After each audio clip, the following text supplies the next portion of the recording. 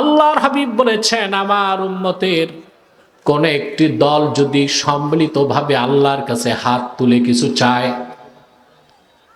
ওরা যা চায় আল্লাহর উপর হক হয়ে যায়, আল্লাহ তাদের হাতে তাই দিয়ে দেয়।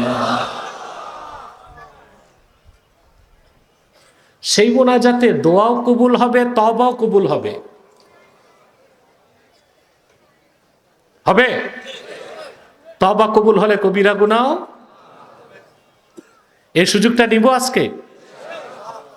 শয়তান তো ওয়াসওয়াসা দিবে, চেষ্টা করবে মোনাজাতের আগে উঠানো যায় কিনা। আমরা অনেক নিয়ত করে শয়তানের নাপাক গালে একটা চপেটা ঘাত করতে চাই। আমরা নিয়ত করছি কিছুক্ষণ পরে আজকের মুনাজাত করে গুনাহ মাফ করে নিষ্পাপ বেহেশতি আল্লাহওয়ালা হয়ে বাড়ি যেতে চাই। কারা কারা হাত তুলে আল্লাহকে দেখো। আল্লাহ কবুল করুন, আল্লাহ মঞ্জুর করুন, বলুন আল্লাহুম্মা আমিন। কোরআনে কারীম আল্লাহ তাআলা বলেন, কাইফা তাকফুরুনা বিল্লাহ, অবিশ্বাসীরা কাফেররা কিভাবে তোমরা আল্লাহর নিদর্শনকে কুদরতকে অস্বীকার করো। কুনতুম আমওয়াতান, তোমরা ছিলে মৃত, ফাআহইয়াকুম, আল্লাহ তোমাদেরকে জিন্দা করছেন,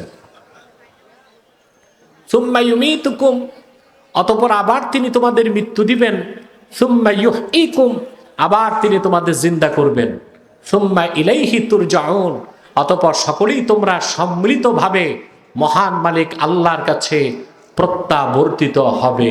সুবহানাল্লাহ।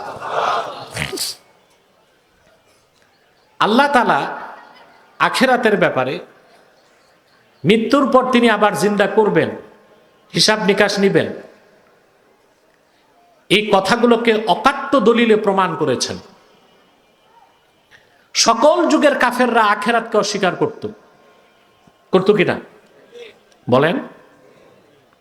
নূহ আলাইহিস সালামের কওম আখিরাতকে অস্বীকার করেছে।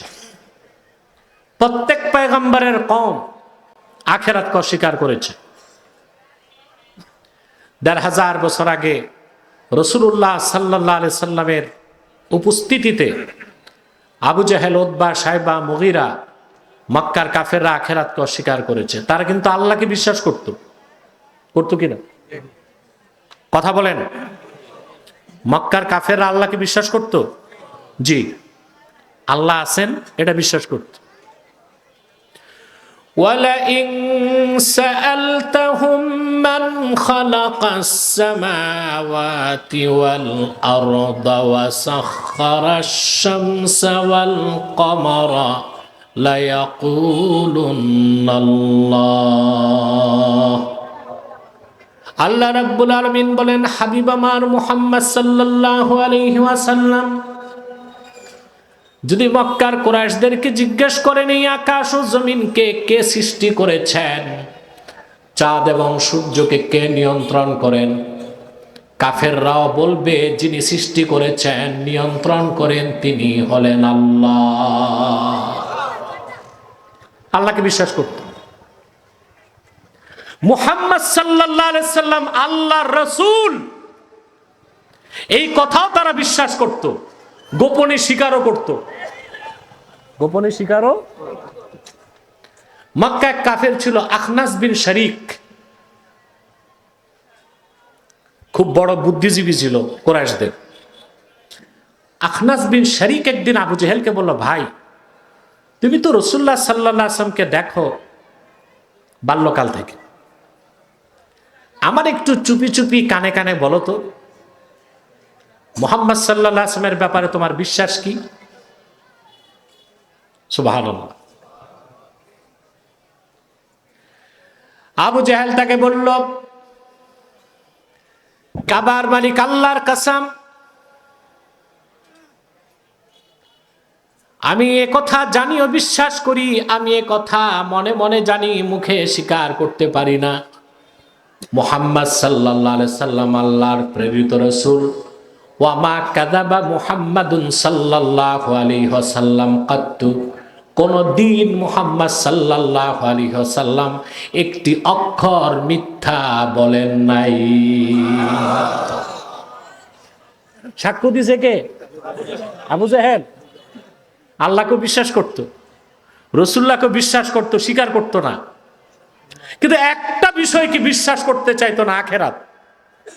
ওরা বলতো মৃত্যুর পর হাড় হাড্ডিগুলো ধুলায় মিশে যাবে, গোশতগুলো মাটির সাথে মিশে একাকার হয়ে যাবে, সেই মাটির সাথে মিশে যাওয়া মৃতকে কিভাবে আল্লাহ তাআলা তৈরি করবেন, তাকে সম্ভব?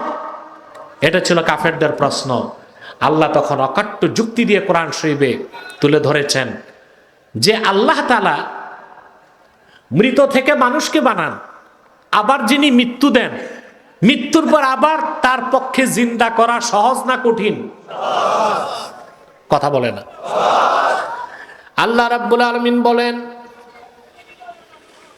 কোরআনে কারীম আল্লাহ রাব্বুল আলামিন বলেন, লা উকসিমু বিয়াউমিল কিয়ামাতি ওয়া লা উকসিমু বিন নাফসিল লাওয়ামা আয়াহসাবুল ইনসানু আল্লান নাজমা'a ইযামা বালা কাদিরিনা আলা আন নুসাউইয়া বানানা। আল্লাহ পাক বলেন, আয়াহসাবুল ইনসানু আল্লান নাজমা'a ইযামা, মানুষ কি ধারণা করেছে মৃত্যুর পর আবার আমি যখন তাকে জিন্দা করব তার হাড় হাড্ডি জমা করতে পারবো না? শুধু পারবো তা না, প্রত্যেকটা মানুষের আঙ্গুলের অগ্রভাগগুলোকে আমি সুবিন্যস্ত করে দেবার ক্ষমতা রাখি। এটা কত গভীর কথা বুঝছেন আপনি? কথা বলেন। টিপসই দেন, কথা বলেন, দেন না? আল্লাহ এই টিপসইয়ের কথা বলছেন, ফিঙ্গারপ্রিন্ট। সুবহানাল্লাহ। পৃথিবীতে সিকিউরিটির জন্য, দলিল প্রমাণের জন্য যতই সাইন স্বাক্ষর থাক, টিপসই লাগে কি না? সাইন নকল করা যায়, টিপ। এই পৃথিবীতে যদি 800 কোটি মানুষ থাকে, 800 কোটি মানুষের কারো বৃদ্ধাঙ্গুলের রেখা বা ছাপের একজনের সাথে আরেকজনের সাদৃশ্য নাই? আছে? সাইন নকল করা যায়? কথা বলেন। সাইন নকল করা টিপসই? আল্লাহ সেই দিক ইঙ্গিত দিচ্ছেন, কবর থেকে আমি যখন তুলবো শুধু হাড্ডি জোড়া দিব না, প্রত্যেকের আঙ্গুল তার হাতেই থাকবে, কারো আঙ্গুল কারো হাতে যাবে না। আল্লাহু আকবার। আল্লাহ রাব্বুল আলামিন অন্যত্র বলেন, আলাম ইয়াকুন নুতফাতাম মিন মানিয়্যিন ইউমনা সুম্মা কানা আলাকাতান ফাখালাকা ফাসাওয়া ফাজআলা মিনহু আয-যাওজাইনি আয-যাকারা ওয়াল উনসা أليس ذلك بقادر على أن يحيي الموتى سبحان الله। বাদল, ডান পাশের হইচইগুলো বন্ধ করেন, স্বেচ্ছাসেবক নাই মাহফিলে? এই আওয়াজ হইচইগুলো বন্ধ করেন ডান পাশে। আপনারা বড় মাহফিল করেন, অন্তত 100 স্বেচ্ছাসেবক রাখবেন। প্রিয় বন্ধুগণ, কথা শুনতেছেন? আল্লাহ পাক প্রশ্ন করেন, আলাম ইয়াকুন নুতফাতাম মিন মানিয়্যিন ইউমনা, যে মানুষটা আখিরাত অস্বীকার করে সে কি তার বাবার প্রক্ষিপ্ত বীর্যের একটা ফোঁটা ছিল না?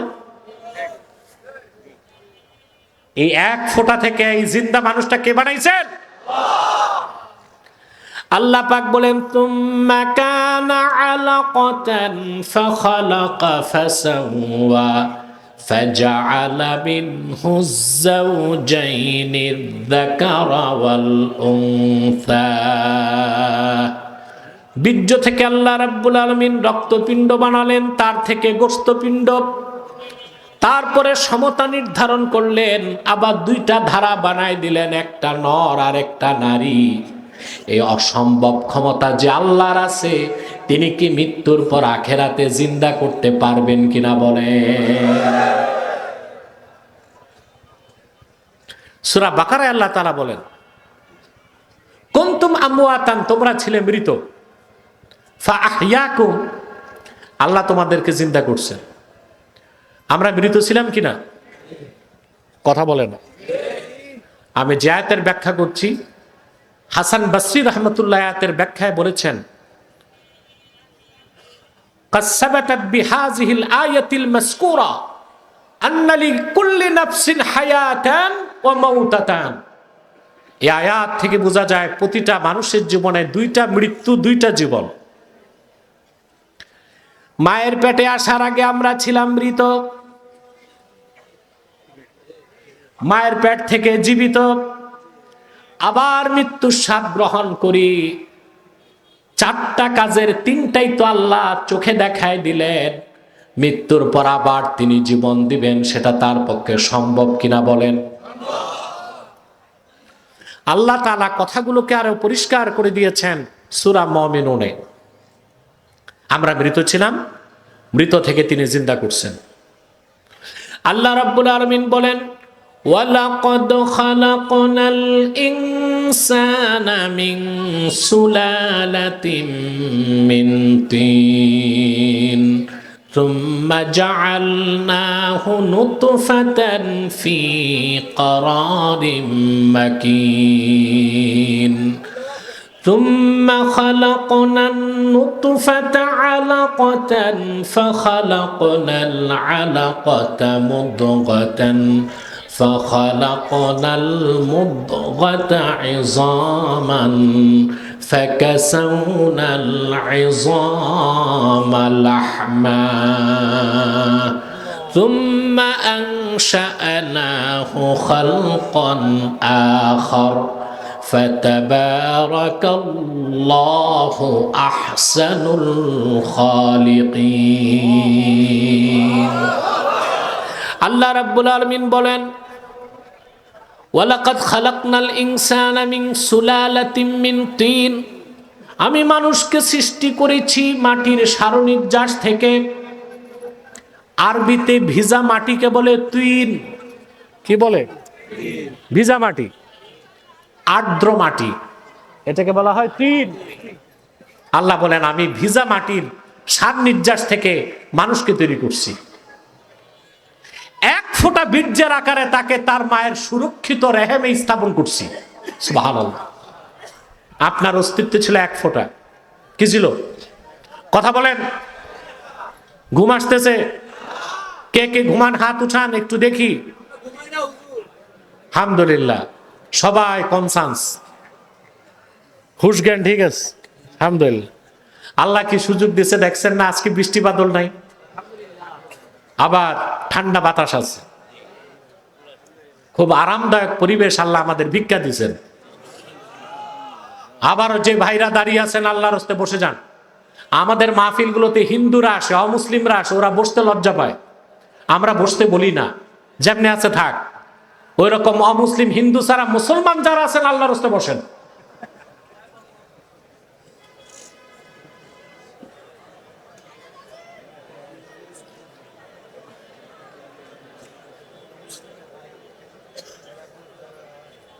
এর চেয়ে কঠিন কথা তো আর আমার কাছে নাই। এরপর যদি কেউ না বসে, বুঝতে হবে সে বয়রা, নয় তার চামড়া গন্ডারের মতো মোটা। আল্লাহ পাক বলেন, আমি মাটির সারনির্যাস থেকে মানুষকে তৈরি করছি, এক ফোঁটা বীর্যের আকারে তার মায়ের সুরক্ষিত রেহেমে স্থাপন করছি। সুবহানাল্লাহ। এখানে যে লোকটার বয়স 40 বছর, যার বয়স 50, 41 বছর আগে সে কি ছিল? জোরে বলতে হবে। কিছুই না। অস্তিত্ব ছিল? বীর্যও ছিল না, কিছুই ছিল না। তার অস্তিত্ব ছিল মৃত মাটিতে, ঠিক কিনা? কোরআন শরীফ আল্লাহ তাআলা অন্যত্র বলেন, হাল আতা আলাল ইনসানি হিনুম মিনাদ الدهر لم يكن شيئا مذكورا إنا خلقنا الإنسان من نطفة أمشاج نبتليه فجعلناه سميعا بصيرا সূরা দাহরে আল্লাহ রাব্বুল আলামিন বলেন হাল আতা আলাল ইনসানি হিনুম মিনাদ দাহরে লাম ইয়াকুন শাইআম মাযকুরা মানুষের জীবনে এমন একটা মুহূর্ত কি আসে নাই যখন সে উল্লেখযোগ্য কিছুই ছিল না, তার দেহ ছিল না, অস্তিত্ব ছিল না, নাম ছিল না, চৌধুরী পাটওয়ারি ভুইয়া এইরকম কোনো পরিচয় ছিল না, কিচ্ছু ছিল না। আল্লাহ বলেন সে কিছুই না থেকে আমি মানুষটাকে তৈরি করেছি তার পিতার এবং মাতার বীর্যের মিশ্রণ থেকে। বলেন সুবহানাল্লাহ। কিছুই না থেকে তিনি বানালেন, হঠাৎ আবার বানান নাই, কিভাবে বানিয়েছেন তা তিনি বলেন। তিনি বলেন ওয়ালাকাদ খালাকনাল ইনসানা মিন সুলালাতিন মিন তিন, আমি মানুষকে সৃষ্টি করেছি মাটির সারনির্যাস থেকে। সুম্মা জাআলনাহু নুতফাতান ফি ক্বারারিম মাকিন, তাকে আমি প্রতিস্থাপন করেছি তার মায়ের সুরক্ষিত রেহেমে। বলেন সুবহানাল্লাহ। সুম্মা খালাকনান নুতফাতা আলাকা, অতঃপরে বীর্যকে আমি পরিণত করি রক্তপিণ্ডে। সুবহানাল্লাহ। সুম্মা খালাকনাল আলাকাতা মুদগা, এই রক্তপিণ্ডকে আবার আমি পরিণত করি গোশতপিণ্ডে। সুম্মা খালাকনাল মুদগাতা ইযামা, এই গোশতপিণ্ডকে আবার পরিণত করি হাড্ডিতে। ফাকাসাউনাল ইযামা লাহমা, আবার হাড় হাড্ডির স্ট্রাকচারের উপর আমি আল্লাহ মসৃণ মোলায়েম গোশত লাগাই দেই। এই যে আল্লাহ স্তরগুলো বলছেন, বীর্য, কথা বলেন, বীর্যের ফোঁটা, রক্ত, গোশত, হাড্ডি, এটাকে বিজ্ঞানের ভাষায় বলে জেনেটিক ইনফরমেশন, ভ্রূণ তত্ত্ব। কি বলা হয়? এখানে জুলজি প্রাণী বিজ্ঞান পড়ছেন এমন কেউ আছেন ছাত্র? একজন। আর কে? আর নাই, সব আর্টস আর কমার্সের ছাত্র আমার তাই মনে হয়। আল্লাহ তাআলা বিজ্ঞান যে ভ্রূণ তত্ত্ব, জেনেটিক ইনফরমেশনের কথা বলছে 1970 সালের পরে, সেই বিজ্ঞানের মহা অধ্যায় আল্লাহ বলে দিয়েছেন কোরআন শরীফে 1500 বছর আগে। তা আগে বিজ্ঞান না আগে কোরআন? আগে বিজ্ঞান না আগে কোরআন? বিজ্ঞান এগুলো পাইছে 1970 সালের পরে। আল্লাহ তাআলা যে স্তরগুলো বলছেন, বীর্য কিছুই না, তার থেকে বীর্য, তারপর গোশত, তারপর রক্ত, তারপর গোশত, তারপর হাড্ডি, এসব হচ্ছে ভ্রূণ তত্ত্ব, জেনেটিক ইনফরমেশন। আপনি অবাক হবেন, 1978 সালে কানাডার বিখ্যাত প্রাণী বিজ্ঞানী মিস্টার কিট মুর কোরআন শরীফের সূরা মুমিনুনের কয়েকটা আয়াত দেখে মস্তক নত করে বলেছে, নিঃসন্দেহে কোরআন আল্লাহর বাণী আর প্রফেট মুহাম্মদ সাল্লাল্লাহু আলাইহি সাল্লাম আল্লাহর প্রেরিত রাসূল। কে বলছেন? মিস্টার কিট মুর। 1978 সালে কানাডার অনেক বড় জুলজিস্ট, প্রাণী বিজ্ঞানী ছিল মিস্টার কিট মুর। সে বলছে ভ্রূণতত্ত্বের যে কথা কোরআনে আসছে, এটা তো আমরা পাইলাম 1970 সালের পরে, অণুবীক্ষণ যন্ত্র আবিষ্কারের পরে। ভ্রূণের যে অবস্থা মায়ের পেটে, এটা এত ক্ষুদ্র, চশমায় দেখা যাবে না, আতসী কাচও দেখা যাবে না। এটার জন্য লাগে অতি আণুবীক্ষণিক যন্ত্র। শুধু অণুবীক্ষণ না, নরমাল না, অতি আণুবীক্ষণিক যন্ত্র লাগে। এটা আবিষ্কার হয়েছে আমাদের যুগে। তো ভ্রূণ তত্ত্বের কথা মুহাম্মদ সাল্লাল্লাহু আলাইহি ওয়াসাল্লাম কিভাবে বললেন, কোরআনে আসলো কেমন করে? নিশ্চয়ই ওনাকে আল্লাহ জানাই দিয়েছে। যদিও বা মিস্টার কিট মুর প্রকাশ্যে মুসলমান হয় নাই। আজ আমাদের দেশে যারা 2 পাতা বিজ্ঞান পড়ে, ওরাই কিন্তু নাস্তিক হয়। কারা নাস্তিক হয়? 2 পাতা বিজ্ঞান পড়ে, না কোরআন জানে না বিজ্ঞান জানে, 2 পাতা বিজ্ঞান পড়ে ইসলামকে অস্বীকার করে, নাস্তিক হয়, ব্লগার হয়। আর পৃথিবীতে যারা বিজ্ঞানের মহা অধ্যায়কে চর্চা করে, তারা আল্লাহর কোরআনের সামনে মস্তক নত করে শ্রদ্ধায় অবনত মস্তকে স্বীকার করে নেয় কোরআন হচ্ছে টপ মোস্ট মিরাকল, এটা সর্বোচ্চ অলৌকিক বিষয় বলেন সুবহানাল্লাহ। নাস্তিক হয় কারা? 2 পাতা বিজ্ঞান পড়ে। আমরা না কোরআন শিখলাম না বিজ্ঞান শিখলাম, ঠিক কিনা? সেজন্য আমরা বলে থাকি আমাদের শিক্ষা ব্যবস্থাকে ইসলামাইজেশন, ইসলামীকরণ করতে হবে, তখন আর দেশে দুর্নীতি থাকবে না। এখন আমরা ভালো অফিসার পাই, ভালো মানুষ পাই, কথা বলেন, অফিসার ভালো, খুব যোগ্য, কিন্তু পাক্কা ঘুষখোর। তার কারণ ও তো আখিরাত বিশ্বাস করে না, কবরে হিসাব নিকাশ তা বিশ্বাস করে না, ঘুষ খায়। শিক্ষা ব্যবস্থার ইসলামাইজেশনের অর্থ কি? সবাই মাওলানা হবে, আলেম হবে, হাফেজ হবে, কারি হবে না, সবাই কোরআনের মৌলিক শিক্ষাটা বুকে লালন করবে, ঠিক না?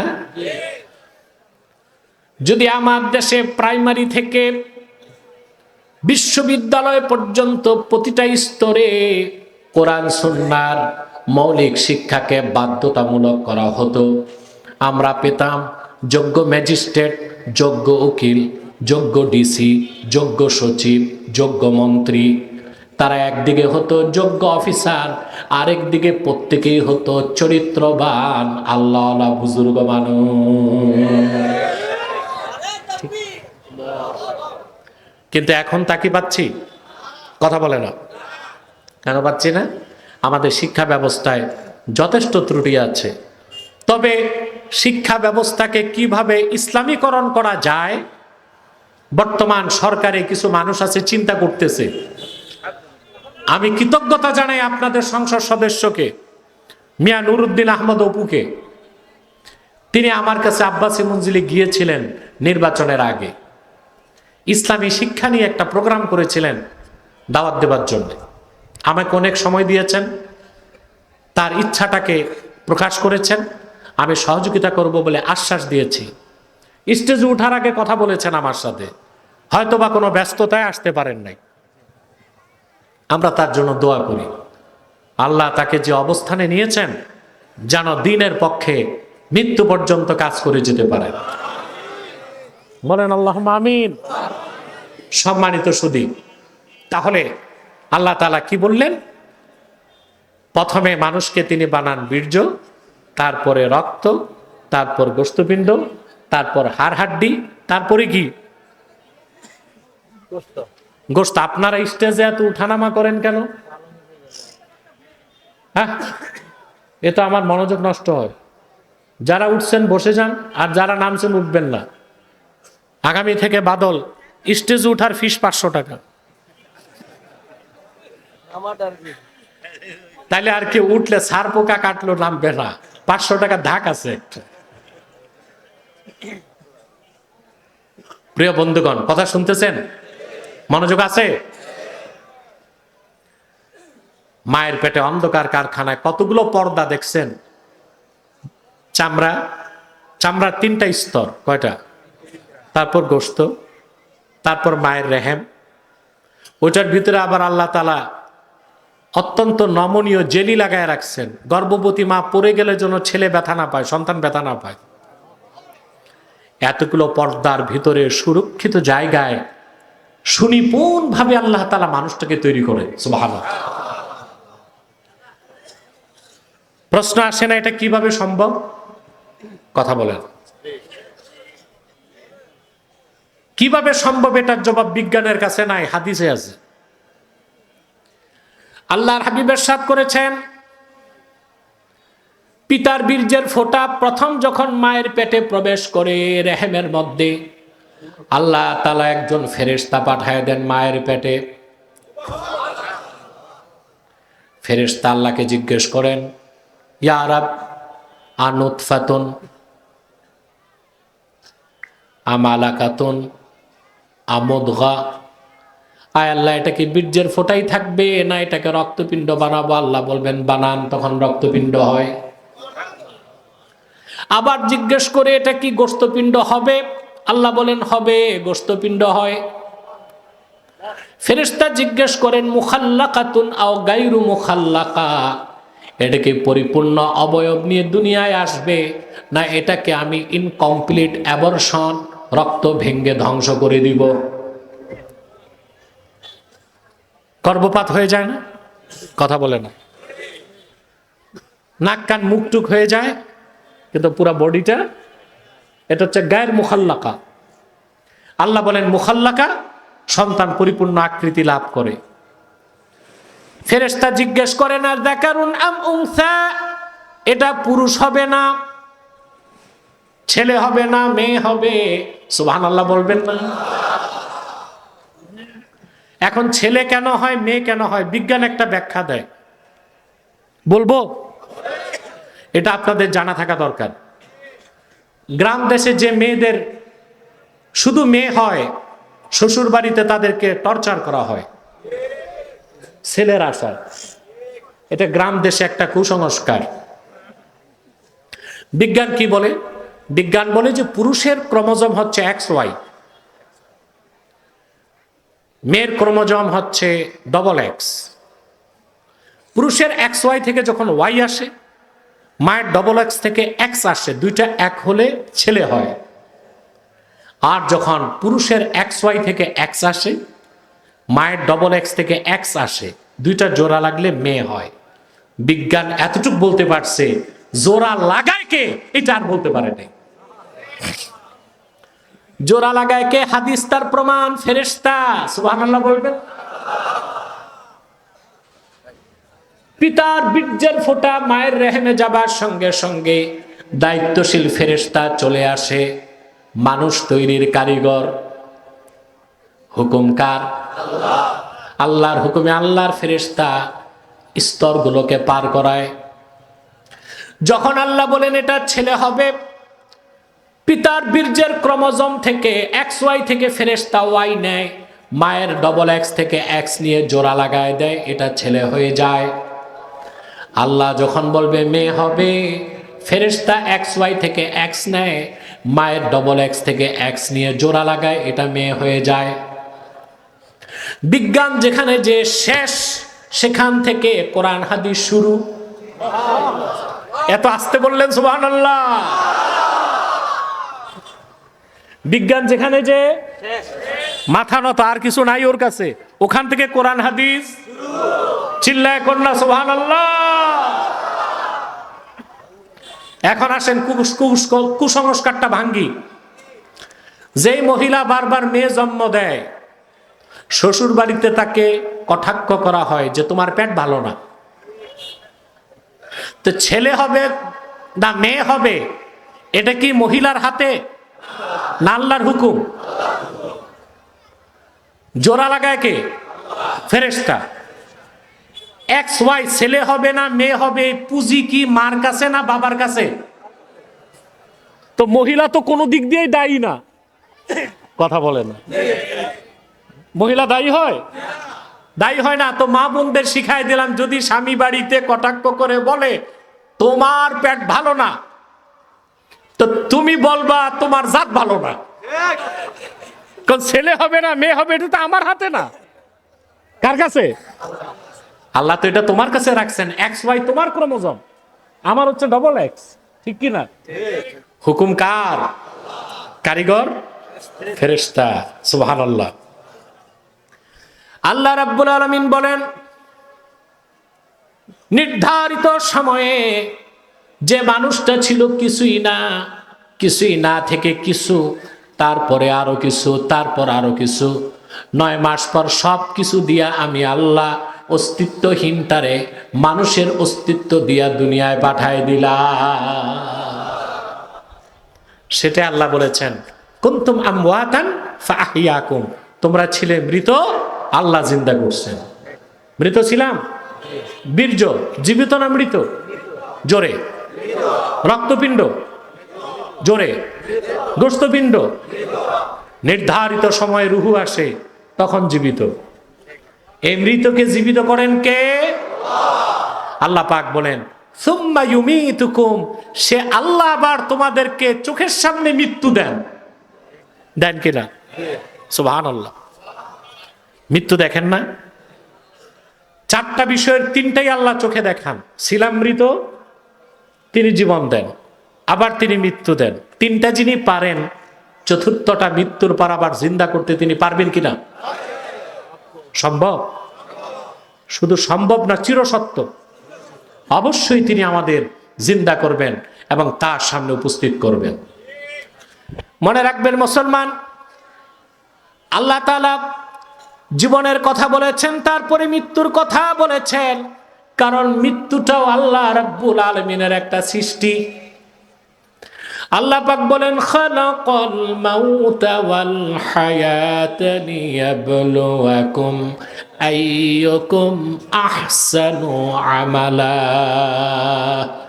তিনি মৃত্যুকে এবং জীবনকে সৃষ্টি করেছেন যাচাই করার জন্যে কর্মের দিক দিয়া তোমাদের মধ্যে কে অধিক সৎকর্মশীল, বলেন সুবহানাল্লাহ। কথাগুলো বুঝতেছেন? আবার তিনি আমাদের মৃত্যু দেন, আমরা কবরে চলে যাই। হাসর ময়দানে সুম্মা ইউহয়িকুম, আবার তিনি তোমাদের জিন্দা করবেন। কেন জিন্দা করবেন? পশু পাখির মতো তিনি আমাদেরকে পৃথিবীতে ভোগবিলাসের জন্য বানান নাই। আমরা হচ্ছে আল্লাহ তাআলার সিলেক্টেড ক্রিয়েশন, নির্বাচিত সৃষ্টি। তিনি আমাদের সৃষ্টি করেছেন এই জমিনে তার প্রতিনিধিত্বের জন্যে, তার হুকুম মানার জন্যে, তার ইবাদতের জন্যে। সেই জন্য এখানে জবাবদিহিতার প্রশ্ন আছে। আমাদেরকে আল্লাহ উপস্থিত করবেন তার সামনে এবং কর্মের হিসাব নেবেন। সৎকর্মের বিনিময়ে জান্নাত দিবেন, অসৎকর্মের বিনিময়ে জাহান্নাম দিবেন। ঠিক কিনা বলেন? আল্লাহর কাছে ফিরতে হবে, না ফিরে উপায় আছে? আল্লাহ রাব্বুল আলামিন বলেন আফা হাসিবতুম আন্নামা খালাকনাকুম আবাসান ওয়া আন্নাকুম ইলাইনা লা তুরজাউন।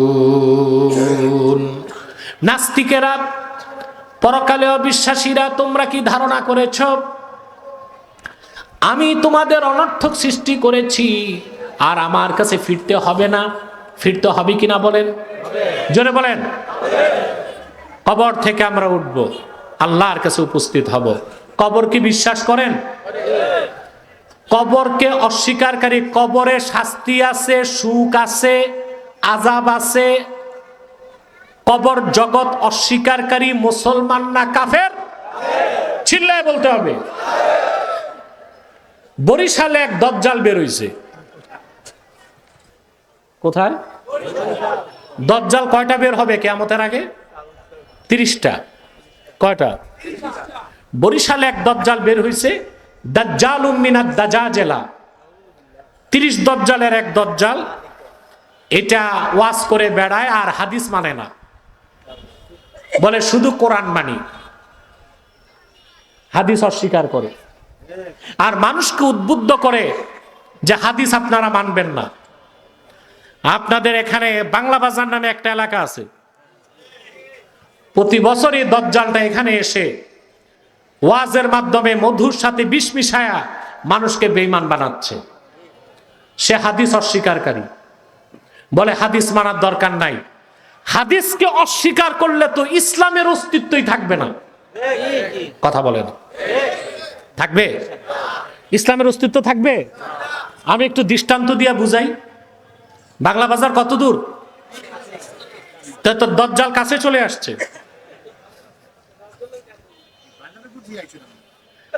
দাজ্জাল তো কাছে চলে আসছে, তা আপনাদেরকে তো সতর্ক হইতে হবে। সমস্যারে বলতে হবে শুধু কোরআন বিশ্বাস করি, হাদিস মানি না, তারা মুসলমান না কাফের।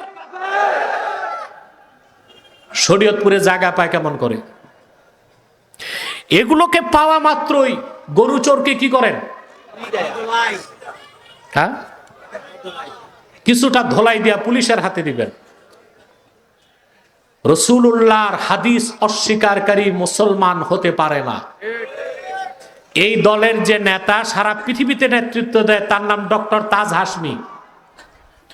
2022 সালে আমার সাথে ডিবেটে সে পরাজিত হয়েছে। এই দলের বাংলাদেশে যে নেতৃত্ব দেয় ওই খিনজিরটার নাম হচ্ছে আবু সাইদ খান। দেখছিলেন না একটারে কুত্তার গোশত দেওয়ার চেষ্টা হয়েছে, দেখছিলেন? ওই খিনজিরটার নাম আবু সাইদ খান। সেও ডিবেটে গেছে, 21 মিনিটের মাথায় মস্তক নত করে পালায়ে গেছে। ওই দুই খিনজিরের টাকায় এই বরিশালে আরেক খিনজির হয়েছে। এটা হাদিস অস্বীকার করে, বলে কবর আযাব বলতে কিচ্ছু নাই, এগুলো মিথ্যা কথা। অথচ কবর আযাবের কথা কোরআন শরীফে আছে, সরাসরি আছে। সূরা ইব্রাহিমের 27 নম্বর আয়াতে আল্লাহ তাআলা বলেছেন, ইউসাব্বিতুল্লাহুল্লাযীনা আমানু বিল কওলিস সাবিতি ফিল হায়াতিদ দুনিয়া ওয়া ফিল আখিরাহ। যারা ঈমান এনেছে তাদেরকে সুস্পষ্ট বক্তব্য ঈমানের মূল কথার উপর আল্লাহ তাআলা প্রতিষ্ঠিত রাখেন, দুনিয়াতে আখিরাতে। আখিরাত মানে কবরে, সুয়াল জবাবের মাধ্যমে। মিন ক্বাবলিকুম, আমি তোমাদের উপর রোজাকে ফরজ করেছি, সিয়ামকে ফরজ করেছি, যেভাবে ফরজ করেছিলাম পূর্বের জাতিদের উপর। এখানে আল্লাহ সম শব্দ উল্লেখ করলেন। এখানে সম শব্দের অর্থ হচ্ছে সারাদিন পানাহার থেকে বিরত থাকা। আবার আরেক জায়গায় মরিয়মের ঘটনায় আল্লাহ বলেন, মরিয়ম কার নাম? ঈসা নবীর মার নাম, ঠিক কিনা? ঈসা নবীর নানা ছিল দাদা? কথা বলেন। বাবাই তো ছিল না, তো দাদা হয় কেমনে? দাদা হয়? কথা বলে না, দাদা হয়? ঈসা নবীর মা ছিল, বাবা ছিল না। এই যে তিনি পিতার সংস্পর্শ ছাড়া পৃথিবীতে আসছেন, এটা একটা আশ্চর্য বিষয় না? কথা বলে না। এখন ঈসা নবীকে দেখলে ওরা বলবে না তোমার স্বামী নেই, বাচ্চা কেমনে হয়েছে? হ্যাঁ, তা আল্লাহ ফেরেশতার মাধ্যমে শিখাই দিয়েছেন। মারিয়াম তুমি বলো, ইন্নী নাযারতু লিররহমানি সাওমান ফালান উকাল্লিমাল ইয়াওমা ইনসিয়া। আমি রহমানের নামে মান্নত করেছি, আমি কোনো মানুষের সঙ্গে কথা বলবো না। তা পানাহার থেকে বিরত থাকাকে আল্লাহ সিয়াম বলছেন, সওম। চুপ থাকাকে কি বলছেন? এখন যে শয়তান, ভণ্ড, লম্পট, দাজ্জালের অনুসারীরা বলবে আমরা শুধু কোরআন মানি, হাদিস মানি না, তারা তো এখানে ধোঁকাবাজির সুযোগ আছে। বলবে সওমের তো দুই অর্থ, পানাহার না করাও সওম, চুপ থাকাও সওম। আমি দ্বিতীয় অর্থটা নিলাম, অর্থাৎ রোজার দিন 3 বেলা ভালো মতো খাবো, শুধু চুপ থাকবো। তাহলে আর কি সওম থাকে? তাহলে হাদিস অস্বীকার করলে ইসলামের অস্তিত্ব থাকে না। অতএব আহলে কোরআন দাবিদার যারা, নিঃসন্দেহে তারা কাফের। কারণ শুধু কোরআন মানলে মুসলমান হওয়া যায় না, কোরআনের ব্যাখ্যা, রাসূলুল্লাহর হাদিসকেও মনে প্রাণে বিশ্বাস করতে হবে। বুঝছে? আল্লাহ কবুল করুক। প্রিয় ভাইগণ, যে কথা বলছিলাম, আল্লাহ তাআলা আমাদেরকে কবর থেকে উঠাবেন কিনা? তারপর হিসাব দিতে হবে কিনা? কথা বলে না। সব কিছুর হিসাব কে নেবেন? এই দুনিয়ায় মানুষ কবর থেকে আল্লাহ তাআলা কিভাবে উঠাবেন সেটাও তাফসীর হোসাইনিতে এসেছে। দ্বিতীয়বার হযরত মিকাইল সিংহায় ফুৎকার দেবার পরে কামা জিবরিল আলা সাখরাতি বাইতুল মুকাদ্দাস, বাইতুল মুকাদ্দাসের সাখরা, বড় পাথরের উপর জিবরিল দাঁড়াবেন। পৃথিবীতে তখন কোনো মানুষ থাকবে না। হযরত জিবরিল আল্লাহর পক্ষ থেকে ডাক দিয়ে বলবেন, ইয়া আইয়াতুহাল লুহুমুল মুতামাজ্জাকা ওয়াল ইজামুল মুতাফাররাকা হালুম্মু ইলা আরশির রহমান। ও পৃথিবীর মাটির সঙ্গে মিশে যাওয়া গোশতগুলো আর হাড় হাড্ডিগুলো, মাটির সাথে চূর্ণ বিচূর্ণ হয়ে যাওয়া হাড় হাড্ডিগুলো, কবর থেকে উঠো, রহমান ডেকেছেন, তোমরা তোমাদের মালিকের সামনে উপস্থিত হয়ে যাও। হযরত জিবরিলের এই ঘোষণার সঙ্গে সঙ্গে সমস্ত কবরগুলো থেকে মানুষগুলো দাঁড়ায় যাবে, কারো শরীরে পোশাক থাকবে না, নতমস্তকে উলঙ্গ অবস্থায় হাসর ময়দানে মিজানের পাল্লার দিকে এগিয়ে যাবে। আমার ভাইরা, আল্লাহ পাক বলেন আল্লাহ তাআলা সবাইকে ফিরিয়ে নেবেন আখিরাতে তার সামনে। সেখানে হিসাব নিকাশ হবে, হবে কিনা? সবকিছুর হিসাব। দুনিয়াতে সবকিছুর হিসাব হয়? কথা বলে না। দুর্নীতি দমন করতে দুদক আছে না? সব দুর্নীতি ধরতে পারে? কথা বলেন। আগে দুর্নীতি ছিল? কথা বলেন। মাঝখানে যে ইন্টারিম গভর্নমেন্ট ছিল তখন কি দুর্নীতি ছিল? এখন যে নতুন সরকার আসছে দুর্নীতি আছে? আরে ভাই, পুরাটা পচে গেছে। এই ঘাস হারাইতে টাইম লাগবে। কি লাগবে? অনেক টাইম লাগবে। সিস্টেমকে বদলাতে হবে, সেটআপ বদলালে হবে না। আখেরাতে বিশ্বাসী তাকওয়া ভিত্তিক জীবন যাপন করে এই রকম কর্মকর্তা, সচিব, আমলা ছাড়া দেশকে দুর্নীতিমুক্ত করা সম্ভব হবে না। হবে? সবচেয়ে বেশি দুর্নীতি হয় সচিবালয়ে। কোথায় হয়? কেন হয়? দুইটা কারণ। শুধু সচিবদের দোষ দিলে হবে না। একজন সচিব, পূর্ণ সচিবের বেতন স্কেল হচ্ছে ৭৮,০০০ টাকা। কত টাকা? আনুষঙ্গিক খরচ মিলে ১,০০,০০০ টাকা। চিন্তা করেন, একজন সচিব যার পড়তে পড়তে চুল পাকছে, মাস্টার্স, অনার্স, তারপর রাত দিন জেগে বিসিএস ক্যাডার, তারপর চাকরি নিয়েছে বাবার ১ বিঘা জায়গা বিক্রি করে, TNO, ENO, ADM, ADC, DC, উপসচিব, তারপর সচিব, তারপর যদি তার বেতন হয় ১,০০,০০০ টাকা, চাকরি নীতি তো জায়গা বিক্রি করতে হয়েছে ৩০ লাখ টাকা, তো এই বেতনে পোষাবে? তখন ঘুষ খাবি কিনা? কথা বলেন। এর জন্য আমার দৃষ্টিতে একজন সচিবের বেতন হওয়া উচিত ১০ লক্ষ টাকা মাসে। সাথে আইন থাকবে, সচিব যদি ঘুষ খায় তার মৃত্যুদণ্ড। হ্যাঁ, তাহা করতে দিবে, আমি হিসাব দিচ্ছি। বাংলাদেশ থেকে বিগত কয়েক বছরে ৭ লক্ষ কোটি টাকার উপরে পাচার হয়েছে। ৭,০০০ কোটি না, ৭ লক্ষ কোটি টাকা। তো সচিবদের বেতন যদি ১০ লাখ টাকা করে হয়, তো মনে করেন ৫০০ কোটি টাকা বেশি বেতন গেল, লাখ লাখ কোটি তো বাঁচবে। ঠিক কিনা? সবকিছুর মূলে হচ্ছে, মূল জবাবদিহিতা হচ্ছে আখেরাতে। এই আখেরাতের বৌদ্ধ বিশ্বাস নিয়ে নিজেদেরকে তৈরি করতে হবে। আল্লাহ সবকিছুর হিসাব দিবেন। দিবেন কিনা? জোরে বলেন। এই দুনিয়াতে মানুষ রাতের অন্ধকারে এমন গুনার কাজ করে তার স্ত্রী টের পায় না, পাড়া প্রতিবেশী জানে না, কেউ দেখে না। আল্লাহ রাব্বুল আলামিন সব দেখেন, সব শোনেন। মৃত্যুর পর আল্লাহ যখন জিন্দা করবেন, সব হিসাব আল্লাহ মানুষের সামনে তুলে ধরবেন। কোরআনে কারীম আল্লাহ তাআলা বলেন, ইয়াউমা তাজিদু কুল্লু নাফসিম মা আমিলাত মিন খাইরিন মুহদারা ওয়া মা আমিলাত মিন সু তাওয়াদ্দু লাউ আন্না বাইনাহা ওয়া বাইনাহু আমাদাম বাঈদা। আল্লাহ রাব্বুল আলামিন বলেন, কাল কিয়ামতের দিন প্রত্যেকটা মানুষ এই দুনিয়ায় যে ভালো কাজ করছে তা সে চোখে দেখবে, আবার যে খারাপ কাজ করছে, জেনা, ব্যভিচার, সুদ, ঘুষ, চুরি, চামারি, দুর্নীতি, লুটপাট, হারাম কামাই, এ সব কিছু সে চোখে দেখবে। পাপ কাজগুলো যখন দেখবে, মানুষ আফসোস করে বলবে, হায় আফসোস, আমার গুনাহগুলো আর আমার মাঝখানে যদি বিরাট একটা দূরত্ব হয়ে যেত, আমি লজ্জা পেতাম না। করার কিছু থাকবে না, বলারও কিছু থাকবে না। আল্লাহ পাক বলেন, ফাকাশাফনা আনকা গিতাআকা ফাবাসারুকাল ইয়াওমা হাদীদ।